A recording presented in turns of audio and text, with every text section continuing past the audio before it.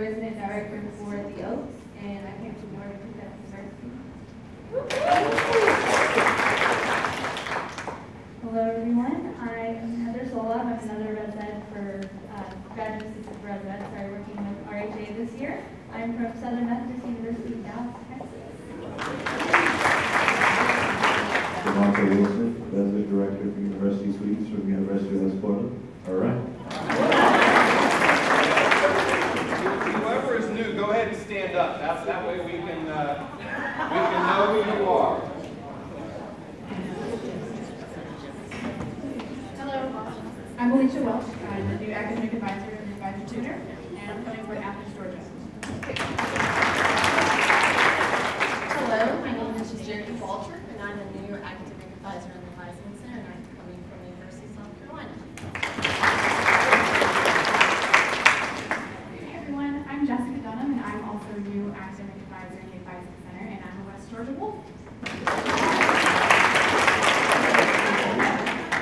I'm Iman Fustuzan. I'm the new academic advisor at the Advising Center, and I'm from Missouri, University of Missouri, I'm a minor. Please stand up.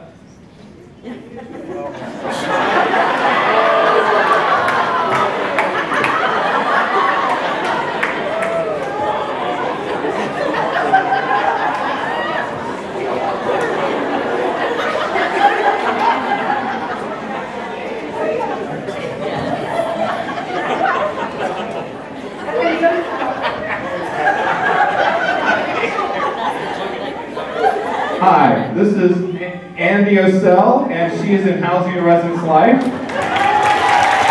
And she is from Dayton, Ohio, fellow Buckeye. Right here. All right. Any other people new since last meeting? Okay, great. Thank you all. Excellent. Excellent. Welcome. Okay, we're going to get, if you can go ahead and turn that off. Just one announcement.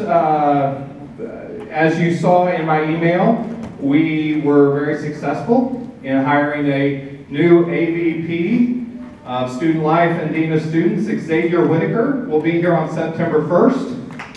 Yep. Glad to have him along. And of course, his first month or so will be drinking from the fire hose that is Student Life and all of that. So we'll be very happy to have him on. Alicia is doing well in Charleston. Some of you are Facebook friends with her and know her in other ways. So she's doing very well, and she also was drinking from the fire hose during this last month. So everything is going well with her. I want to introduce our speaker.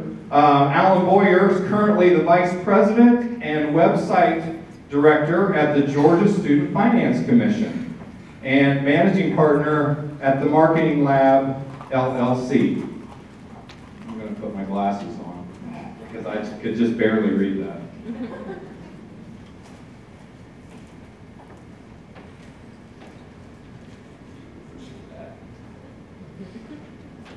His past experience, he was the VP of Marketing and Recruitment at Atlanta's John Marshall Law School, Chief Marketing Officer, Atlanta Life Financial Group, Senior Vice President of Marketing at the Federal Home Loan Bank of Atlanta, and Vice President of Global Communications. So I've been a Vice President once, he's been a Vice President 3 times.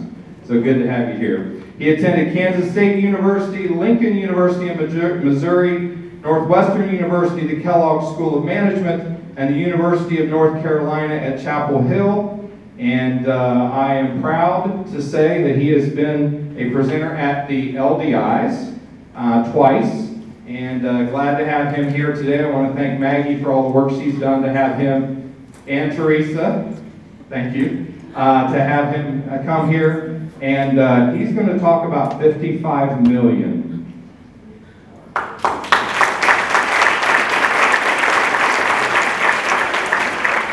Good morning, can you hear me? Yeah. No? Yeah, Mike. How are you? Good? All right. The one thing Scott didn't say is that I was on the faculty here last year. Yeah, in the mass comm department. I taught sports communications, feature writing, news writing, and public speaking. It was a very, very wonderful opportunity. Then a phone call came to me in the spring, and I'll tell you more about that. Some of you may actually have some relationship or interaction with the Georgia Student Finance Commission. And I have an update for you on one thing that I'm responsible for. And if you have any questions about that, I'll tell you I can't answer. Okay, 55 million. How many of you sent an email already this morning? Okay, about 200 people in here. I calculated for this last school year that the University of West Georgia, about 55 million emails have come through the school. You guys probably represent a large percentage of those, in and out. And the whole idea here is to understand whether the email is a blessing, a curse, or both. What would you say? Both. Okay? Now let's look at the blessing. Well, for the sender, yes, you can communicate anytime you want to. You can send attachments. You can send emails at 5 o'clock because you know the person won't see it until the next day. I know that trick too. They used to do that with voicemail years ago. Okay? It's quick, it's easy, you can copy others. Those are all the positive things. You can schedule meetings, and it's not as intrusive, it's not as disruptive as someone coming to your office or a phone call. The curse for the receiver. Just think about that. You've got to decide, you've got to log on, you've got to see how many you got, you've got to pick the ones you want to answer today, pick the ones you want to answer tomorrow, you have to figure out how you're going to respond, and there's a whole lot of time taken up just doing that. Okay, then you have to figure out how you're going to communicate going forward. Then the curse. Spam, hoaxes, people you don't want to hear from, students that you don't want to hear from. Yes. But the last one there is one I think that we all need to understand. We cannot assume just because you press send that communication actually took place. You get that? Here's how I like to illustrate that.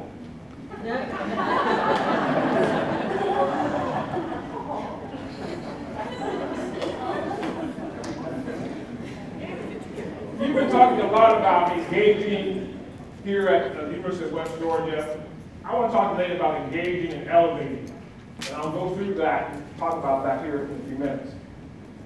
When we talk about the vision of the university, a couple key words stood out for me. The word best is in the vision of the university twice. It's in there twice. When you say you want to be the best of something, that means you want to have the highest quality, exceptional, outstanding, world class. All those things have to come together for you. Now, what does that look like? Exceptional programs, yes. Talent, yes. Mature systems and processes. If you're going to achieve the best, you've got to think about the processes that you're doing now and how they can be improved. You have to go through a strategic discussion about what ideas you're going to keep, what processes you're going to get rid of, and some things you might refine. That's how you get on that track to becoming the best. Then you have to be an effective communicator. Everybody has a role to play in that. Through email, through voicemail, through presentations, through meetings, you have to effectively communicate what it is that you're working on. Now, let's talk about that. The two areas I'm going to cover today, we'll talk about face-to-face and online, and then going an extra inch. A little bit about my background. Scott's covered some of it. Yeah, I've been around a little bit. Looks like I can't keep a job, right? The whole idea here is I've had a blessed life, and I'm not ashamed of that life. My life has taken me to places I never could have dreamed that I would be, and so I'm very proud of that.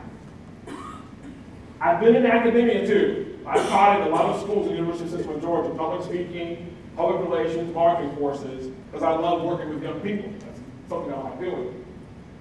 What I'm doing now is, some of you, do you recognize GA College 401? Raise your hand if you do. Okay.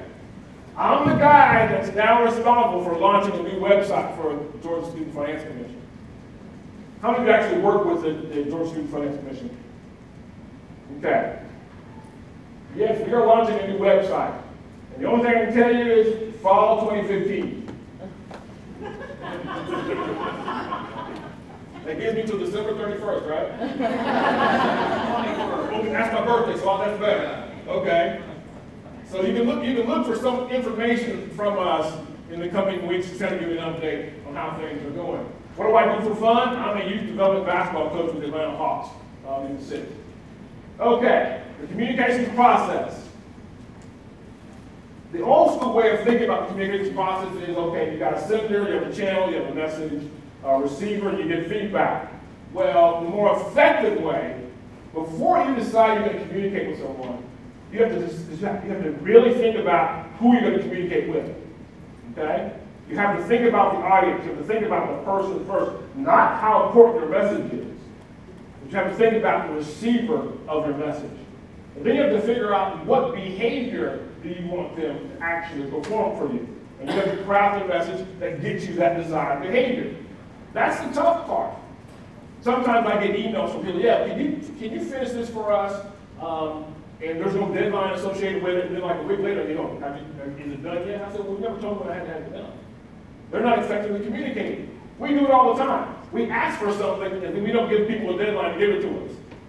Things like that can actually impact you in a more positive way if you actually think about the whole entire process. When we think about selecting a channel, well, it's easy to go to email. Very easy to go to email. But email is not always effective. Have you ever been in a situation you see somebody in the hallway and they go, did you get my email? And then they walk off. They don't tell you what was in the email. Happens all the time. Think about that. I'm in your face. I'm right there in the moment. And we can actually have a conversation, a two-way discussion, but you walk off and you want me to go log on, sort through all my emails, find your email, figure out what it is that you want me to respond to, and go from there. So be thinking about the channel as you're thinking about how you want to communicate with people that you're dealing with. Last but not least, confirm that there's understanding. Again, just because you press send doesn't necessarily mean there was communication. Key point there. Don't assume that communication occurred just because you pressed send. Well, what is effective communication? Well, it enhances the relationship. Okay. What does all that mean? Well, if you think about the 7 C's of communication, yeah, you need to be clear. Yeah, you need to be correct. You can read the rest yourself. What all that says to me is I have to make sure that I craft the message in a way that you understand and you know exactly what I mean in my intent. If I don't do that, communication is not occurring. So you have to think about that. Sometimes you have to have a meeting on the email because the email is too garbled. Sometimes you have to have a meeting on the attachment to the email. Now, when I was here on faculty, I stopped reading a lot of emails. Just being honest with you. Okay? Because I would get emails about selling washing machines, dogs for sale, houses for sale, and it got to the point where it was just spam. It really was. And that's a process that you have to go through every day. So be thinking about the emails that you're sending and the value of that other person's time and actually having to go through the email. Now, I'm not saying anything against having a marketplace, that kind of thing, but I think there's probably some other strategies you can put in place to actually drive people to a different place versus clogging up the emails. Now, the other thing, I'll touch on that piece in a bit, but the whole idea here is to understand that you've got a responsibility on it's all on you to make sure you are communicating to the point where people understand what it is that you want them to do. Well, then what's an effective communicator? Well, this person demonstrates interpersonal competence, prepares to communicate, is a good public speaker, and masters online communication. I'll break these down for you. When we talk about interpersonal competence,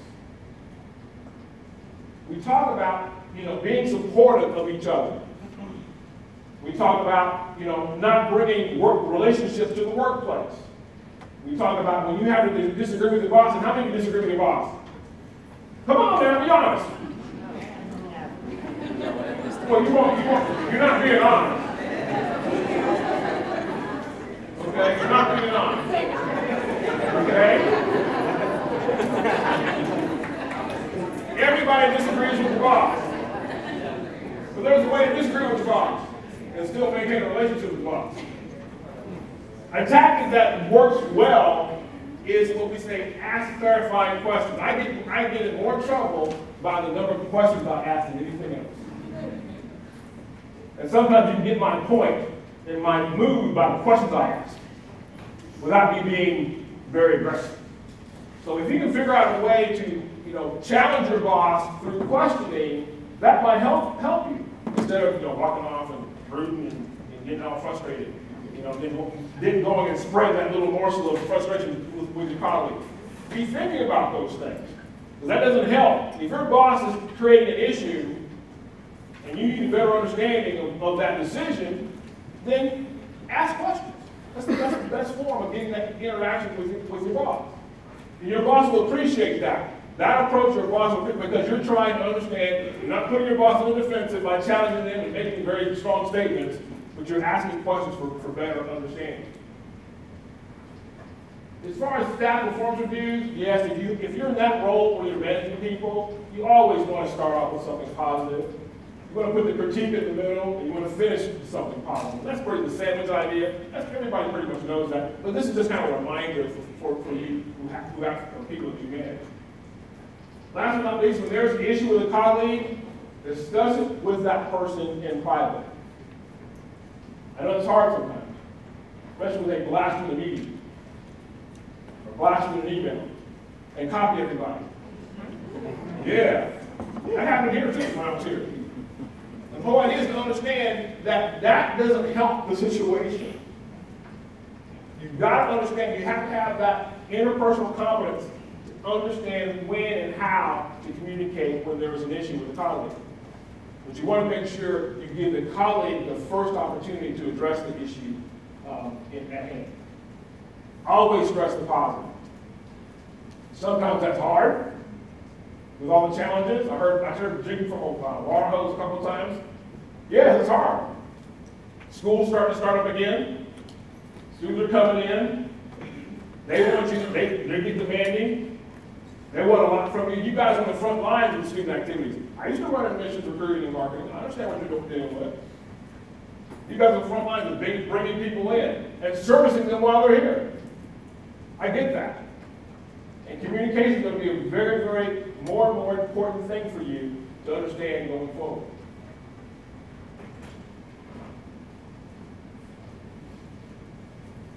"93%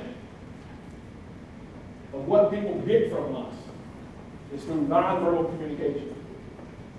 93% of what people get from us is nonverbal communication.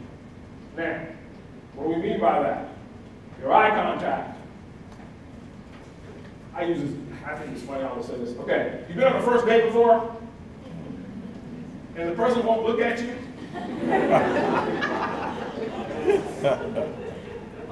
kind of creepy, isn't it? Now, either they're hiding something, they're not interested in you, they're distracted, but eye contact is going to be really important for you. It helps people understand there's other communication going on if you establish eye contact with people. Now, I'm not talking about eyeballing somebody and staring them down. Okay? I'm talking about that glance, and when you're talking with someone, one thing I raised 3 daughters. And when they would bring a boy home, there's 2 tests. Eye contact and handshake. Okay, if you look at me, and if you have one of these, no. Sorry. And one of them had to sit in my chair one time. Anyway, eye contact is going to be very important for you. Okay, personal appearance. People are making judgments about you before you say your first word. how you look. You're in the front lines, remember. Students are making judgments about the university based on how you approach them, how you communicate with them, how you enter email with them, how you tour them around campus. All messages going on. You haven't said a word. They're making judgments on their personal appearance before you say anything. Then there's that facial expression. Kind of creepy, I know. But you have to make sure, and I know people like this, you have to make sure that your facial expressions are consistent with your message. And that you're not sending off any other vibes that could conflict with the message you're trying to say. The other nonverbals, movement, your posture, don't do a whole lot of touching, that's not going to be a good thing. Space. Now, this room is set up differently than it usually is, right? Yeah. You kind of spread out a little bit? Yep. You're not so close? Is that better? Yes.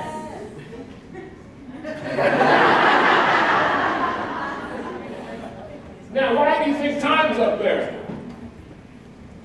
Time is another nonverbal. Be where you're supposed to be. Start on time. I used to tell my students, you know, if church is supposed to get out at noon, we'll start tapping at 11:50. People start closing their Bibles, get their coats up, time to go. If it's 12:05, some people have already left.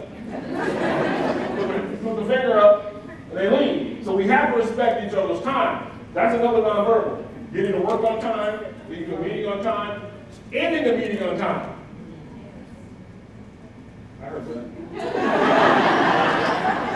How am I doing? Okay. All right. So the whole idea is to understand how time factors in your ability to be an effective communicator. What do we do with that other 7%? Well, it's volume. That's one of them. If you're in a meeting, if you're doing a presentation, you have to make sure that people can hear you, or you're wasting their time. I've been in presentations here on campus. Probably 100 people in the room, no microphone system. Person's talking. I didn't expect this to hear.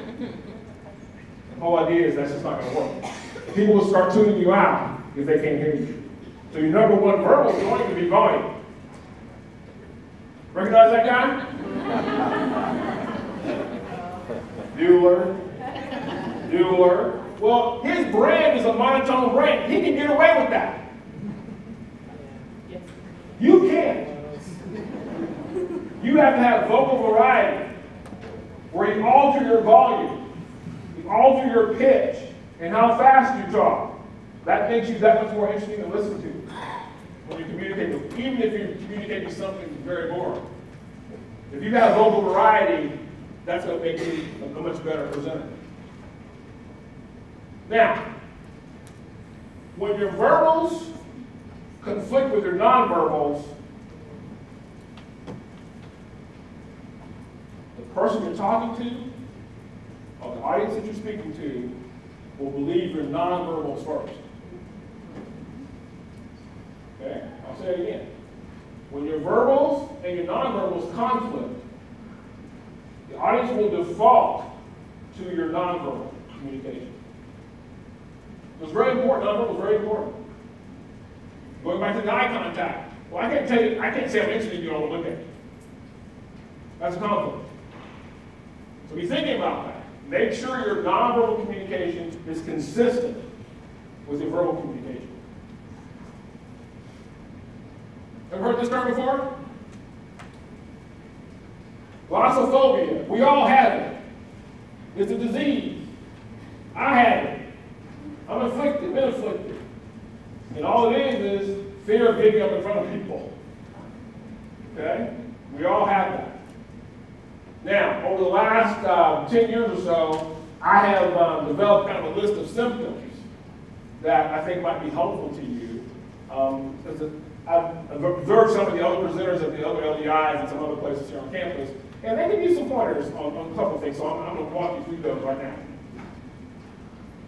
Okay, the symptoms. First one is, guys tend to do this, what we call stiff arming the podium. And it looks kind of weird, and it looks uncomfortable, and your body's all tensed up. Everybody know what the choir step is?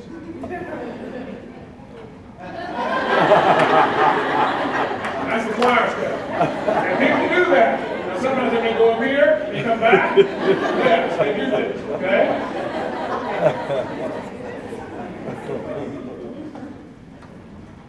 I used to ask, how many of you have ever been arrested?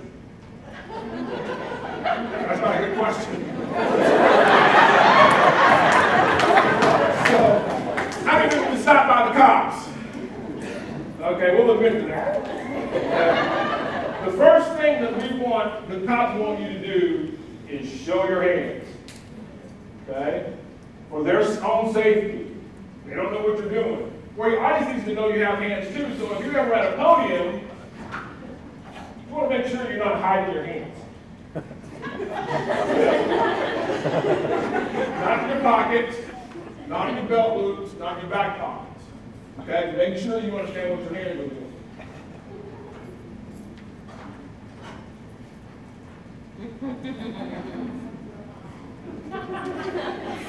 Just kind of percolate on that for a second.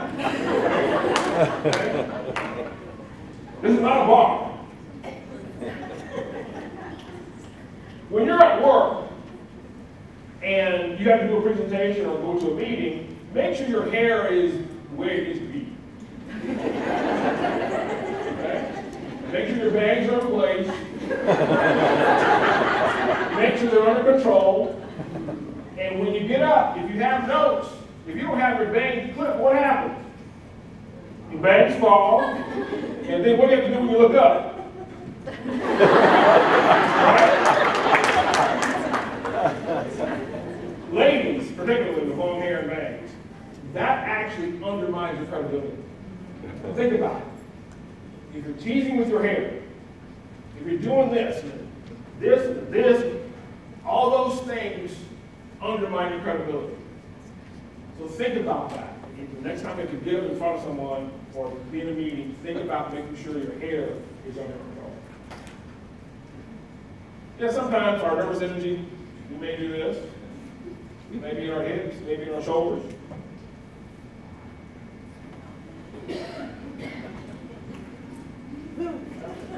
Now, when you're at home talking to your girlfriends, you may have a tendency to do this.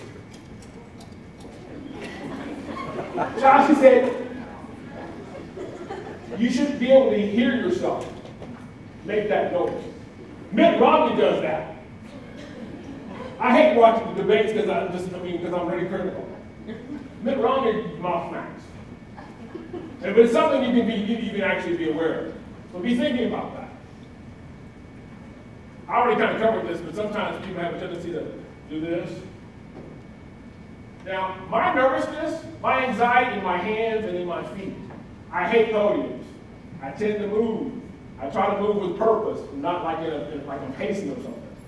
Okay, but you have to understand again how your body channels that anxiety, that glossophobia that's running through you.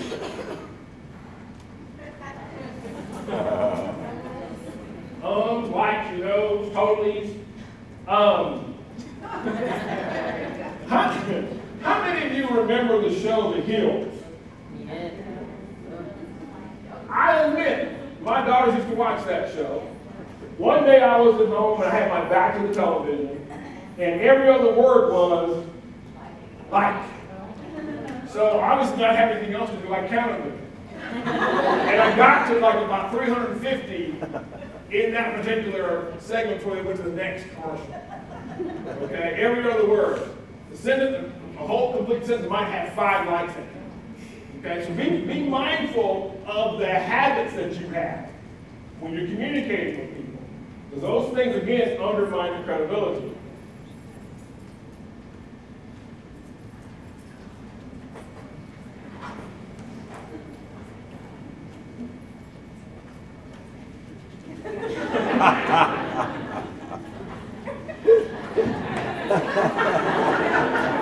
Believe it or not, I've had students who stood up in front of us giving a speech doing this the whole time.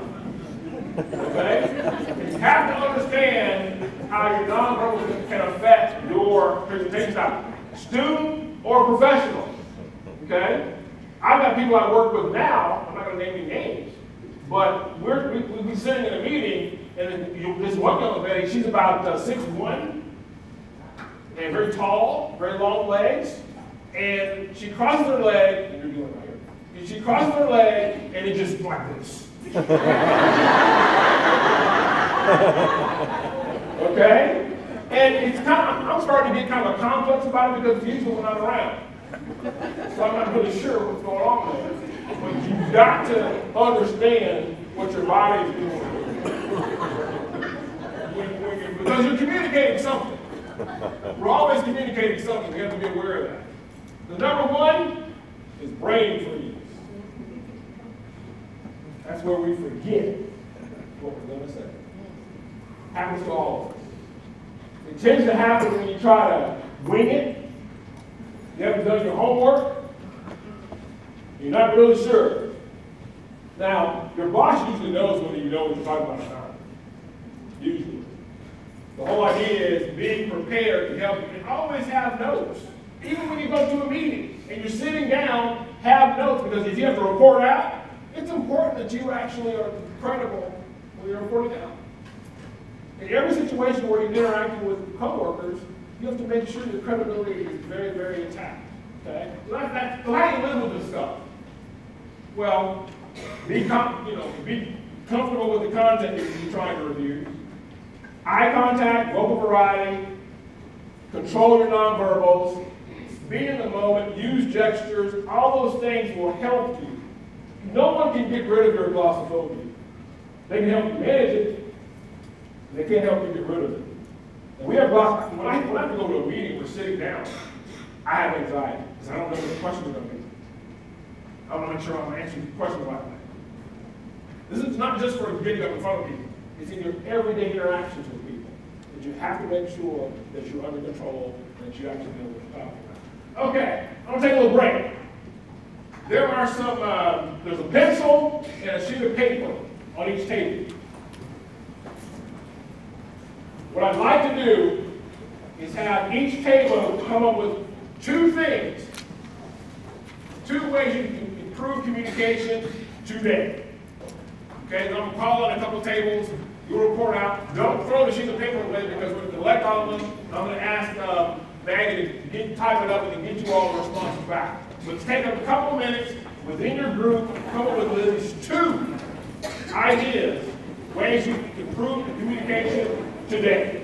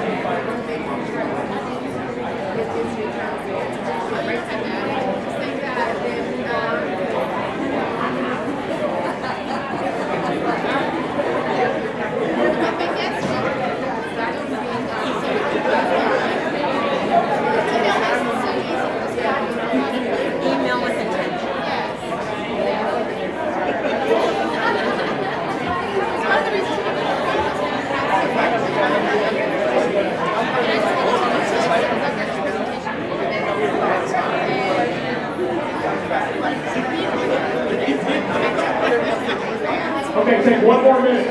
One more minute.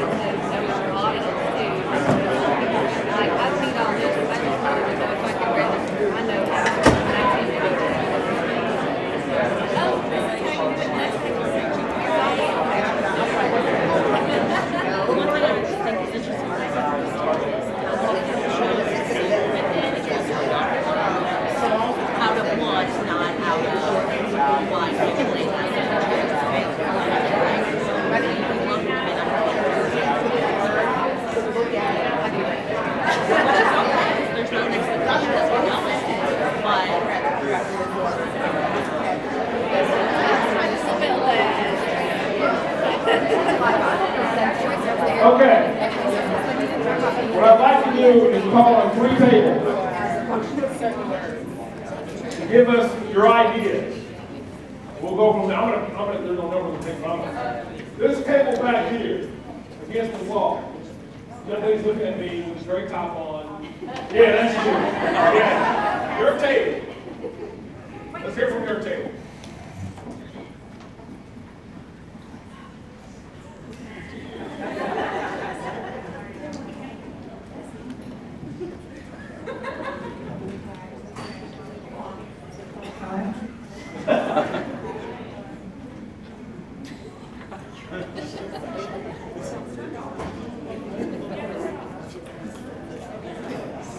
Not working? Got it. Can you hear me?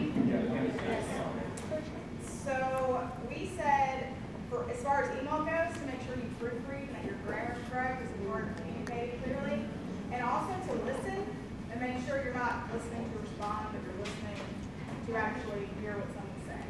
Okay, thank you.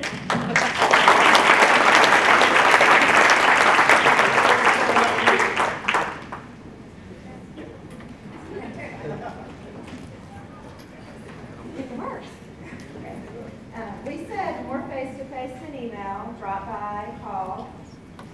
Make emails more specific and clear if we do email. That includes giving more context, like when you're giving deadlines, that kind of information. Explain why, and so people might be less defensive. Okay, thank you.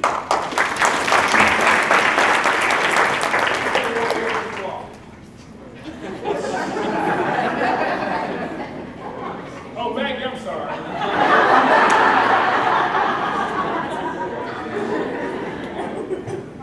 Okay, all right. Of the suggestions we came up with, one was to limit cell phone use during face-to-face encounters. So that's part of the whole eye contact and hand maneuvers so that you're not going so it leads to greater levels of engagement. Okay, thank you.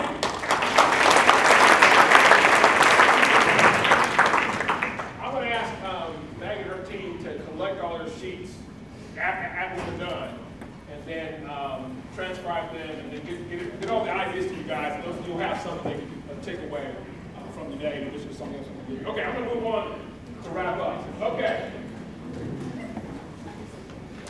There are 6 things I want to leave you with. We talked about engaging and elevating. They have to do with going the extra inch. And I have to say that I borrowed that from the Disney Institute. As a part of my role in the Atlanta Hawks, they had the Disney Institute come in January and do some staff training, staff development. One of the things they talked about was going the extra inch, doing those little things that may not seem like they're big things, but they actually may mean something to somebody as you're going through your day-to-day life. So I'm going to break down some of those today. Save our inbox. Okay, number 6. What do I mean by that? Well, respect the receiver's time. Now, when I was here at West Georgia, I remember getting emails that were this long.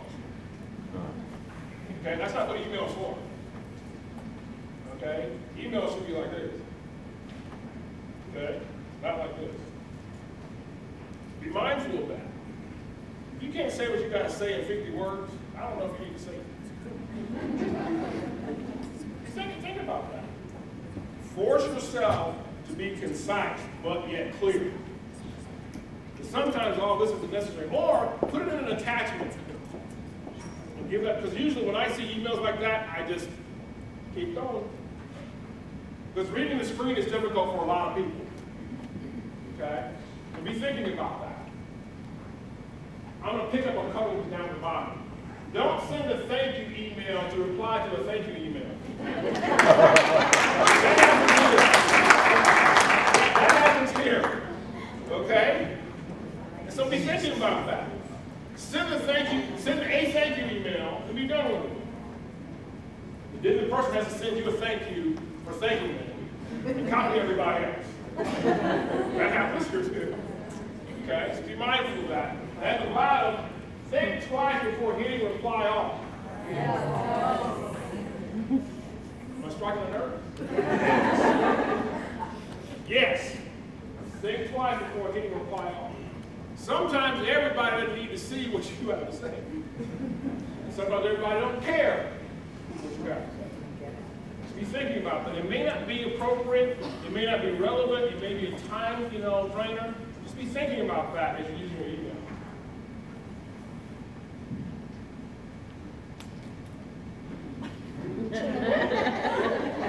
Think that's possible? You think you can wean yourself? Only send the email that's actually absolutely necessary. I know it's tough because we're addicted. Give me another mic. I know it's tough because it's addictive. Here's a website that I found that if you wanted to really get better email and really kind of be more efficient at emailing, check out the emailcharter.org. It's a pretty good website to help you with some points and tips about how to effectively use email. Number 5, know your communication blind spots. We all have them. Things that we do that irk people. We don't know we're irking them. Sometimes we want to just go it alone. Sometimes we don't ask for help. Those are all signs of people not really appreciating that they may have blind spots. They might need to involve others in their project or their decision-making processes. It's really important to understand how sometimes you may be sending conflicting messages without realizing it. One day you may tell a colleague one thing, the next day you may tell a colleague something totally different. And that colleague's tracking what you say and maybe making further decisions off information that you give them. So be mindful of that. Can you see that?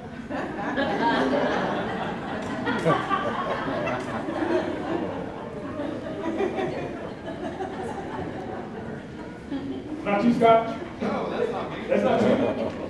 We all do it. Oh, my door's wide open. Then I come in there, well, I'm busy. Or I'm on my way someplace. And you never follow up, never get back. Those are just habits we have. That person may want to really need to talk to you. So if you're going to have an open door, be real, be authentic about it. If you don't have one. Don't say you have one and then have this conflicting message going on with it. Because that frustrates you. That frustrates your colleagues and your staff. Always think about 360. Always think about the effect you have on other people. I'll talk a little bit more about that in a second. Somebody said this earlier. Ask, listen, and learn. Yes. If you're asking questions, that suggests that you're willing to learn. The person will respect you a whole lot more if you ask questions. Because you're actually trying to learn something. Even when you're frustrated, put it in a question. That way you may have a chance of actually communicating with the person you're trying to deal with. I found this little study I thought was interesting. How many of you actually spend 6 hours a week with your boss? How many want to spend 6 hours a week with your boss? I mean, think about that. I mean, I grew up learning that that's your most important relationship in the program. Is relationship with your boss. So if it's possible, try to figure out some ways you can interact with your boss in a productive manner. That might be helpful too. Emotional intelligence, yes. Observing your own behaviors. Understand how people are affected by you and your behavior, and how you communicate.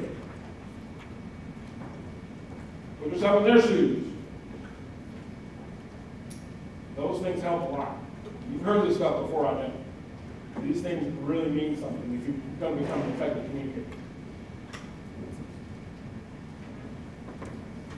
I want to focus on the bottom of that. It says the higher the role, the greater the responsibility. I agree with that, and then I disagree with it. So I think we all have a responsibility to be thoughtful before we engage in debate with somebody, regardless of your title. Now, if you're up in the ranks, it becomes more, because you're a beacon of information, you're a beacon of decisions. And if you say something, it's going to spread through the division like wildfire if you're the top person. So you have to be mindful. But everybody has a responsibility here. To be thoughtful before engaging in debate. Number 2, credibility. That's all you have. Is credibility. That's the only thing you own. Is credibility. Being dependable, being trusting. I made a mistake yesterday in a meeting. And I said to the president, I counted off the wrong stat. I didn't have my readers on. I actually was transferring information. And the first thing I did was I corrected it right away. No pride, I didn't have any pride in that. But I think it's important for people to appreciate that you value your credibility. When you're wrong, admit it, move on. Correct it and move on. If you messed up, everybody knows you messed up, and sometimes you want to pretend like you did mess up. That hurts your credibility. Do what you say you will do. Very important. When you say you're going to do it. Keep in mind if somebody gives you a deadline, they have a conversation with you on Monday, and your deadline is Friday, don't come to them Friday saying, I don't have it. That's not good management. That's not good communication. Because more than likely you knew on Wednesday, or maybe Thursday, that you weren't going to have it. And the deadline means something to somebody because they may be waiting on information, data, or something to make further decisions or to take it up the line. It's always important to communicate in advance if you're not going to hit a deadline. Then you can have time to adjust things.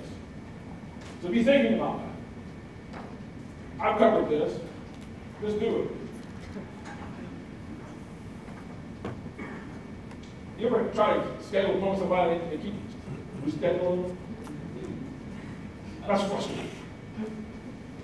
Okay? Again, be mindful of that. I know things come up. Be mindful of that. I see fist bumping going on over here, so somebody's getting somebody. Okay? Involve others in decisions that affect them. I'm hearing groaning. I'm getting some finger popping. Okay? Involve others when making decisions that involve them. Real simple. Real simple. But we have to put it into action. Okay? Last but not least, put it in action. You got to practice this stuff. If you're not doing it today, you have to practice it. It's really important to practice. I mentioned that I was a basketball coach. Yeah. I tell the players, how you practice, how you play. If you don't practice, you won't see a whole lot of playing time. You get the point. Make sure you practice. Commit time to improving your skills. If you have opportunities to improve your skills, take them. There's Toastmasters, there's all kinds of organizations that you can get additional communication skills. Take advantage of them. We all can use it. We all can use it. I want to leave you with this quote.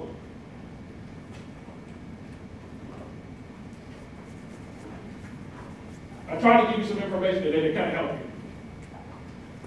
Hopefully you'll walk away with one thing that you can put in action today.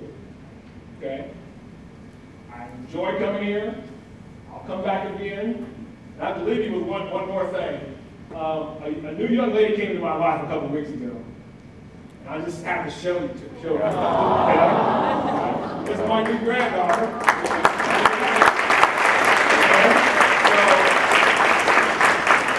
Keep doing what you're doing. You guys have a great school here. I miss it here, but I want to say that it's a great opportunity, and I really respect what Scott and the president, everybody's trying to do with leadership development, staff development, because those things are really important to you. You may get tired of these meetings, but you will take something away from each meeting, hopefully, that will help you do your job better. Thank you.